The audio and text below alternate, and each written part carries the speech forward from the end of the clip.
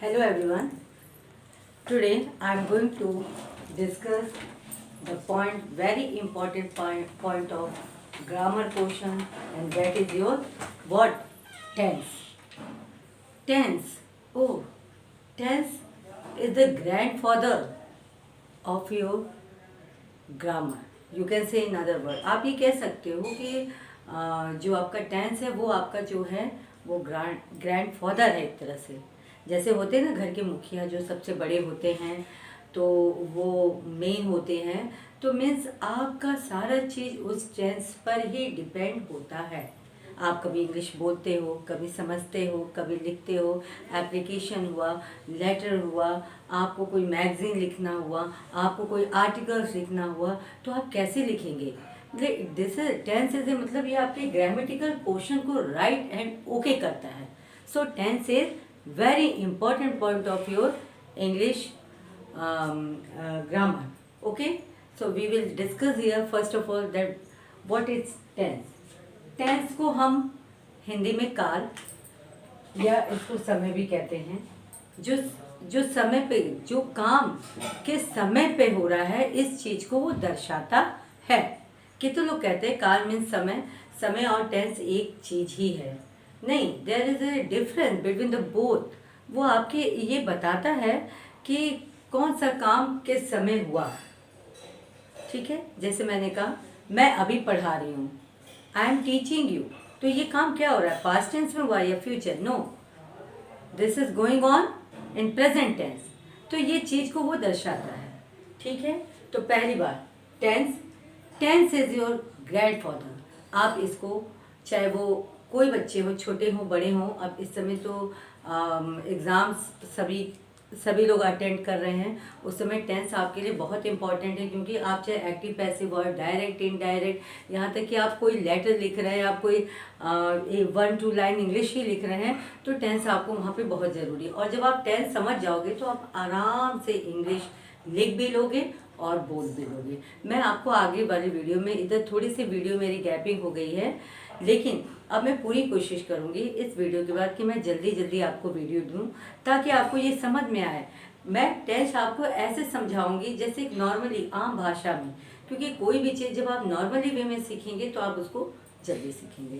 So tense, tense is your grandfather. Okay, second thing, अब आप ये देखिए इस ग्रैंडफादर के 3 बच्चे थे, 3 उसके बच्चे थे।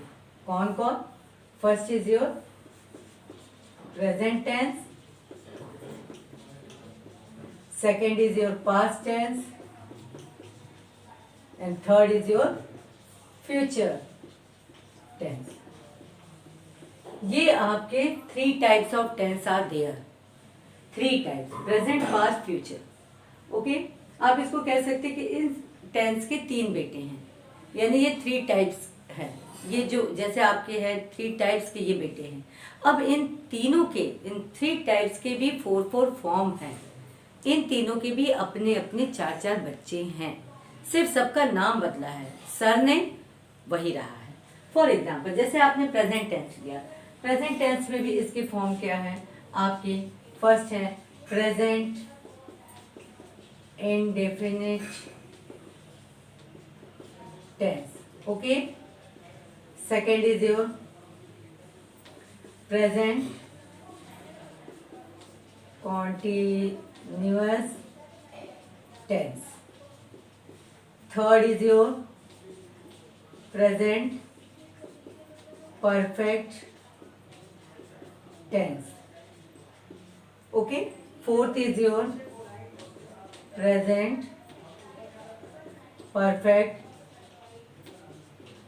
you can write here, continuous tense.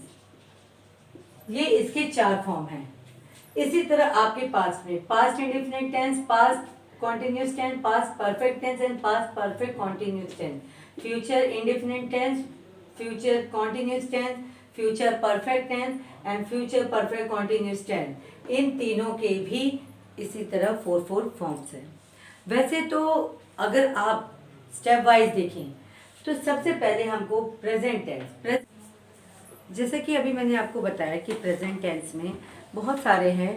जैसे मैंने हिंदी में आपको बोला कि मैं इस समय टीवी देख रही हूँ, टेलीविज़न देख रही हूँ।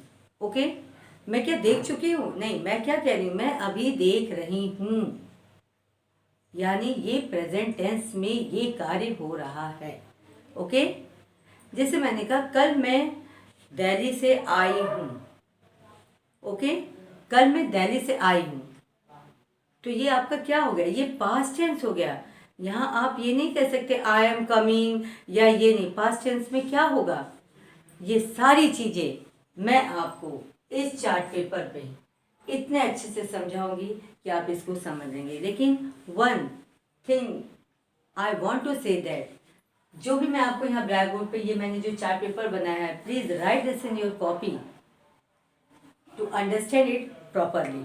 ओके, इस बात को आप जरूर ध्यान दीजिएगा क्योंकि ये चार्ट पेपर एक क्लू है आपको समझने के लिए।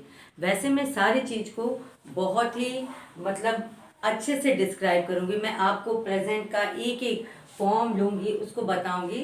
लेकिन मैं आपको ये बताना चाहती हूँ कि ये चार्ट पेपर के द्वारा कम से कम आपको कुछ चीज़ें तो दिमाग में आ जाएगी कि what is the difference between the present, past and future tense, sentence. इतनी बात तो आ जाएगी। जैसे कि मैंने भी आपको बताया, प्रेजेंट आपका वर्तमान है, पास्ट आपका भूतकाल एंड फ्यूचर टेंस यानी आपका भविष्य का। जो चीज़ अभी होने वाली है, अभी हुई है न हो चुकी है, होने वाली, that comes in your future tense.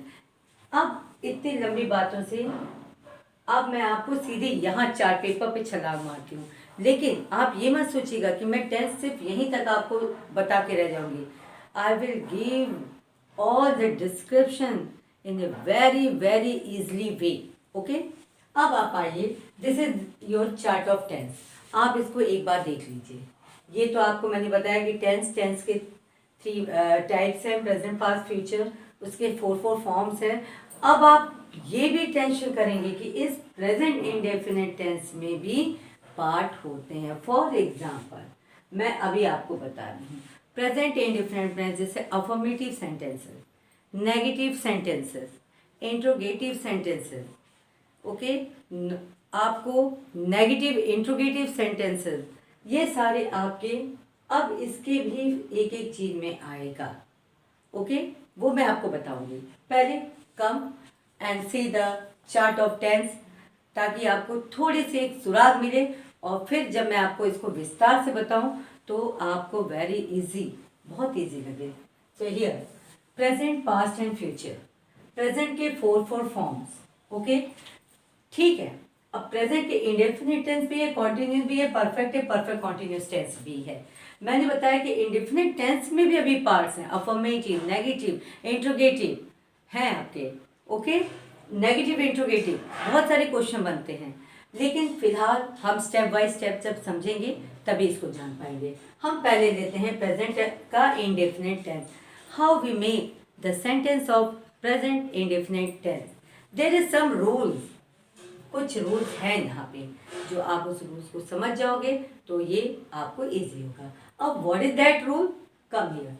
Present indefinite tense, subject, पहले आप सब्जेक्ट लिखेंगे प्लस वर्ब, प्लस वर्ब का फर्स्ट फॉर्म, यहाँ मैंने लिखा है वर्ब का first form plus object. Okay, subject लिए बहुत सिंपल सेंटेंस होता है, जैसे कि आप कोई चीज़ अपनी बता रहे हैं, व्यक्त कर रहे हैं, मतलब कोई चीज़ को सीधे सीधे बताना, that comes in your simple present indefinite tense. जैसे मैंने बोला आपको example, I go to school daily. Okay, I go to school daily, we do our work regularly, this all things come in your present indefinite. लेकिन आपको इस rule को याद करना, सब्जेक्ट प्लस वर्ब का फर्स्ट फॉर्म प्लस ऑब्जेक्ट। ये जब rule आप लगाएंगे तो आपका प्रेजेंट इंडेफिनिट टेंस का सेंटेंस बनेगा। Second, present continuous tense. Continuous tense means जो हो रहा है, जो अभी चल रहा है, कॉन्टिन्यूस है, जो चल रहा है।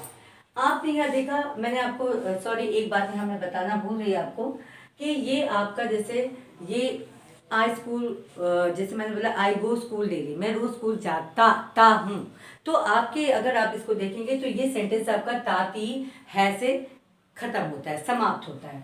और डू डज से आप इंट्रोगेटिव सेंटेंस बनाते हैं प्रेजेंट इंडेफिनिट टेंस में।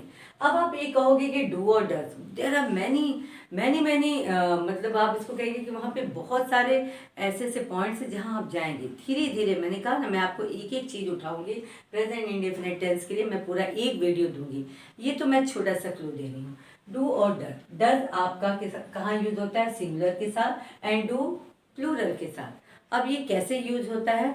जैसे कुछ वर्ड्स होते हैं, वो मैं भी आपको बताऊंगी वीडियो में, कि जैसे आपके डबल एस हो गया, सी एच हो गया, ओ हो गया, उसके साथ क्या लगता है और कहाँ पे एस लगता है, कहाँ ई एस।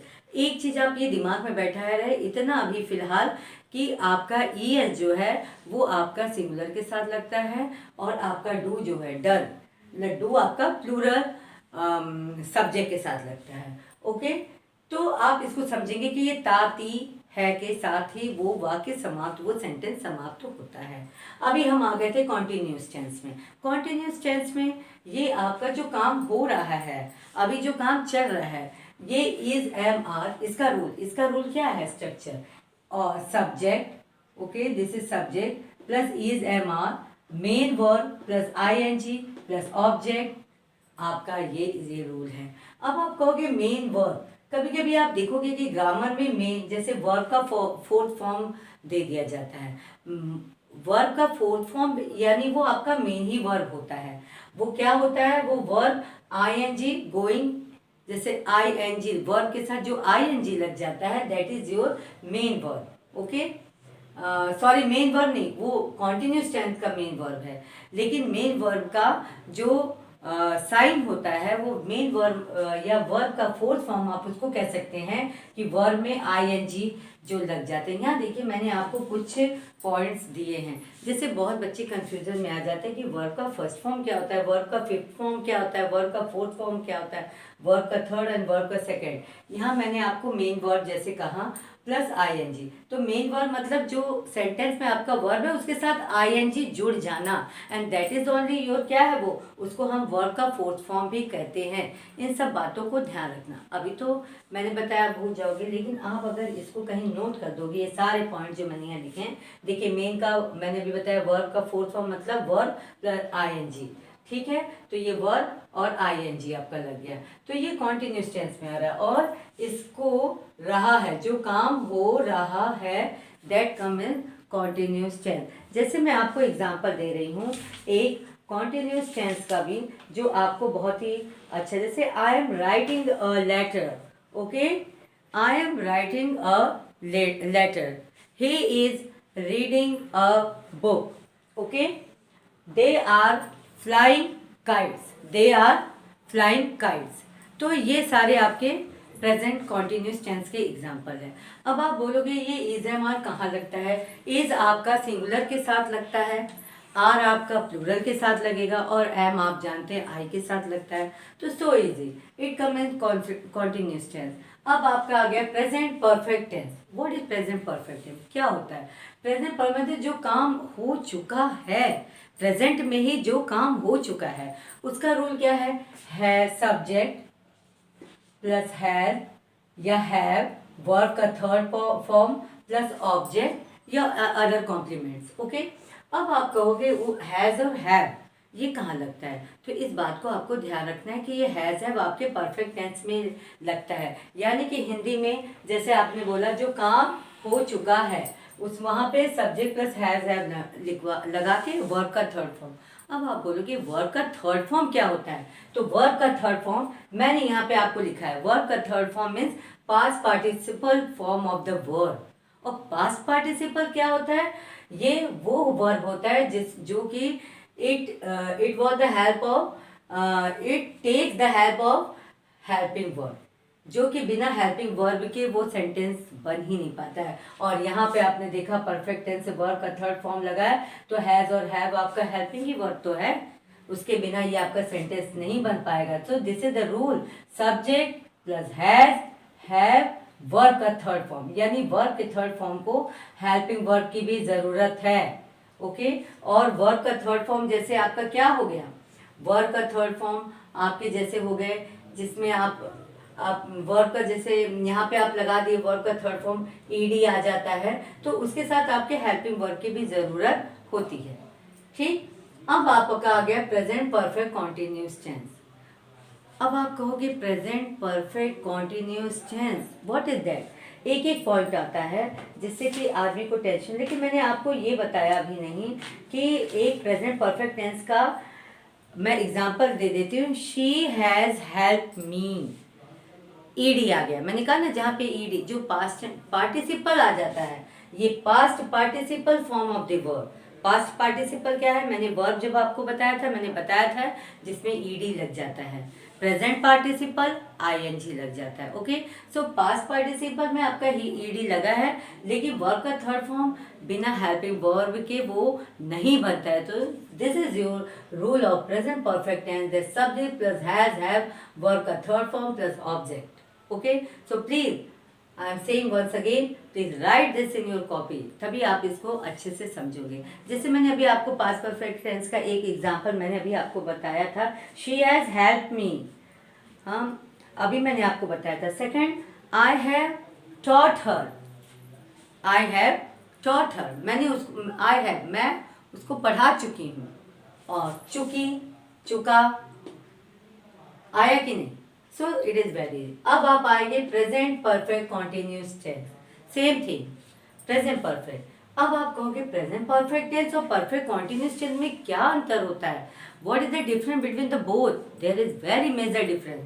आपका परफेक्ट टेंस ये भी चुका है, और परफेक्ट कॉन्टिन्यूस टेंस में एक बात आपको ध्यान है, इसमें आपके टाइम का मेंशन किया जाता है, और जो का एक डिफरेंस तो ये जिसमें टाइम का मेंशन होता है, परफेक्ट में कोई ज़रूरी वहाँ नहीं होता है। सेकंड डिफरेंस है जो पास्ट से काम शुरू हुआ है और अभी प्रेजेंट तक हो रहा है और पता नहीं कब तक होगा, that comes in your present perfect continuous tense. Okay, so this is the rule, subject plus has been, have been, main verb और आईएनजी। जो वर्ब है उसके साथ आईएनजी लग गया, और जब वर्ब के साथ आईएनजी मेन वर्ब के साथ लग गया तो वो आपका वर्ब का फोर्थ फॉर्म हो गया। Okay, plus object. ये जो काम चल रहा है, अभी चल रहा है, वो आपका पास्ट से शुरू हुआ है, अभी तक चल ही रहा है, पता नहीं कब तक चलेगा, अभी तक कोई नहीं जानता। अब इसका मैं आपको एक एग्जाम्पल जैसे मैंने दे दूंगी कि प्रेजेंट परफेक्ट कॉन्टिन्यूस टेंस का क्या एग्जाम्पल्स होगा। He has been playing for 2 hours, he has been playing for 2 hours, this is the example of present perfect continuous tense. Okay, second thing वही चीज अब आपके past indefinite, past continuous, past perfect continuous tense और future से ही होगा। ये मैंने आज आपको इतना बताया। I want to say that आप पहले इसको देखिए, समझिए मेरे इस वीडियो को, उसको आप ध्यान दीजिए, उसके बाद आप खुद भी सेंटेंस बनाने की कोशिश करिए। ठीक है, आज के लिए मैं आपको इतना ही बता रही हूँ। ये मैं पास्ट और परफेक्ट सेम थिंग ही उसमें भी है। जैसे जब भी आपको पास्ट इंडेफिनिट टेंस का अगर सेंटेंस फॉर्मेशन करना है तो आप सब्जेक्ट प्लस वर्ब का सेकंड फॉर्म प्लस ऑब्जेक्ट लगाएंगे, जिसका सेंटेंस, जिसका वाक्य ता था में खत्म होता है। और आपको जब इंट्रोगेटिव सेंटेंस बनाना होगा तो वहाँ आप डू डज का नहीं बल्कि डिड का यूज करेंगे। ओके, तो ये आपका हो गया जैसे पास्ट इंडेफिनिट टेंस का। अब हम जैसे पास्ट इंडेफिनिट टेंस का ही लेते हैं, तो आपको मैं वहाँ पे ये बताती हूँ कि पास्ट इंडेफिनिट टेंस, ओके बेटा, ये पास्ट इंडेफिनिट टेंस का अगर एग्जांपल लिया जाए या कोई भी आप एक example, he came yesterday I completed my work, he came yesterday I completed my work, मैंने अपना काम खत्म कर लिया था। ठीक है, तो ये आपका पास्ट इंडेफिनिट टेंस में सब्जेक्ट प्लस वर्ब का second form, this is the root plus object. आपका हिंदी में सेंटेंस ता था पे खत्म होगा। जब भी आप पास्ट इंडेफिनिट टेंस का अगर इंट्रोगेटिव सेंटेंस बनाएंगे तो वहाँ पे आप डिड का यूज करेंगे, लेकिन जब आप प्रेजेंट इंडेफिनिट टेंस का सेंटेंस बना रहे थे और आपको इंट्रोगेटिव है तो डू डज से आप इसको हेल्पिंग वर्ब से शुरू करते थे। Okay, the same thing past continuous tense में जो काम हो रहा था से जो आपका खत्म होता है, इसमें भी आपका subject plus was verb plus verb का फोर्थ फॉर्म, वर्ब का फोर्थ फॉर्म मतलब मेन वर्ब के साथ आईएनजी प्लस ऑब्जेक्ट। ओके, यहाँ मैंने लिखा भी फोर्थ फॉर्म मीन्स ये मेन वर्ब प्लस आईएनजी, ठीक है। ये आपका हो गया पास्ट कॉन्टिन्यूस टेंस का। ये चीज आपको हमेशा समझनी होगी, ओके। आपको ये समझनी होगी कि जैसे I was going to Delhi yesterday, I was going to Delhi yesterday, was कहाँ यूज होगा? वॉज और वर्ब के साथ भी है, वॉज सिंगुलर, वर्ब आपका प्लूरल के साथ, सो इजी। यहाँ पर भी परफेक्ट, पास्ट परफेक्ट टेंस आपका subject plus had plus verb का थर्ड फॉर्म प्लस ऑब्जेक्ट। अब आपका वर्ब का थर्ड फॉर्म मीन्स होता है पास्ट पार्टिसिपल, जहाँ ईडी लग जाता है, और वहाँ पे हेल्पिंग वर्ब का भी हेल्पिंग वर्ब की भी सहायता लेनी पड़ती है इस सेंटेंस का फॉर्मेशन करने के लिए। जैसे subject plus had, had is your helping verb plus verb का थर्ड फॉर्म जो मैंने बताया था, और प्लस ऑब्जेक्ट, ये आपका परफेक्ट टेंस हो गया, okay. Same thing in present perfect continuous. Perfect और परफेक्ट कॉन्टिन्यूस टेंस में सिर्फ यही डिफरेंस है, मैंने दो आपको मेजर डिफरेंस बताया। या परफेक्ट कॉन्टिन्यूस टेंस में आपके टाइम का यहाँ पे मेंशन किया जाता है, जबकि इसमें नहीं किया जाता है। परफेक्ट टेंस में, परफेक्ट कॉन्टिन्यूस टाइम में जरूर टाइम बताया जाता है, ओके। वही आपका past perfect continuous tense, this all are your rules, subject plus had been plus main verb plus I N G, जिसमें कि रहा था है। I am going to give you the example of आपको पास्ट परफेक्ट टेंस का। मैं आपको एग्जाम्पल, जैसे एक एग्जाम्पल मैं आपको देती हूँ। I had not work, he had not gone, I had not work, he had not gone, okay. ये आपका जो हो गया परफेक्ट टेंस का हो गया, पास्ट परफेक्ट टेंस का। अब मैं आपको इसी तरह फ्यूचर टेंस में भी आपको बताती हूँ कि फ्यूचर टेंस का जब आप सेंटेंस फॉर्मेशन करेंगे तो फ्यूचर इंडेफिनिट टेंस का विल शैल, सब्जेक्ट के साथ क्या लगाएंगे? Will shall. बहुत simple sentence, I will go tomorrow, okay, this is the example. ये आपका हिंदी में गा से खत्म होता है। मैं जाऊंगा, मैं कल बॉम्बे जाऊंगा, ठीक। तो ये आपका जो फ्यूचर में है मैंने बताया, वही आपका फ्यूचर कॉन्टिन्यूस टेंस में subject plus will be, shall be plus main verb I N G और ऑब्जेक्ट। आप जानते ही हो कि आई और वी के साथ शैल लगता है, विल भी लगता है जब उस सेंटेंस को बड़े जोर से बोला जाता है या उस पर बड़ा जोर दे के उस सेंटेंस में कोई बात कही जाती है, तब आपका आई के साथ विल और शैल भी लग जाता है। फ्यूचर परफेक्ट टेंस का subject plus will have, shall have और प्लस वर्ब का थर्ड फॉर्म। ये चुका, जो काम हो चुका होगा, हो जाएगा, चुप कर दिया जाएगा, ठीक है। वही आपका आ गया फ्यूचर परफेक्ट कॉन्टिन्यूस टेंस में will have been, shall have been plus main verb I N G, okay. अब मैं आपको बस यहाँ पे एक चीज ये बताना चाहती हूँ कि आपको देखिए, जैसे मैंने आपको सिंपल फ्यूचर टेंस का एग्जांपल बताया, और मैं आपको वही क्या बोलते हैं future simple future perfect tense का भी मैं आपको, I shall have come back by the evening, ये आपके फ्यूचर परफेक्ट टेंस का एग्जांपल हो गया। जैसे फ्यूचर परफेक्ट कॉन्टिन्यूस टेंस का आपका हो गया, जैसे sentence shall I have been writing for 10 hours, shall I have been writing for 10 hours question mark, this is the example of your future perfect continuous tense.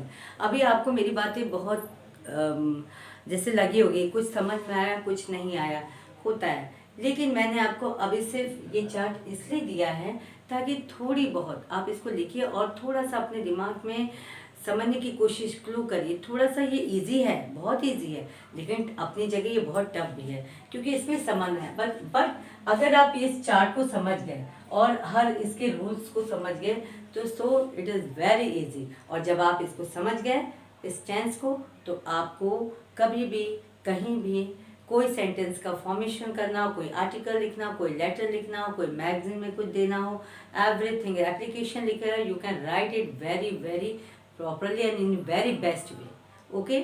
अब मैं कल से from tomorrow this sentence come in your future tense. From tomorrow I will give you one forms and their parts in very broad way, okay.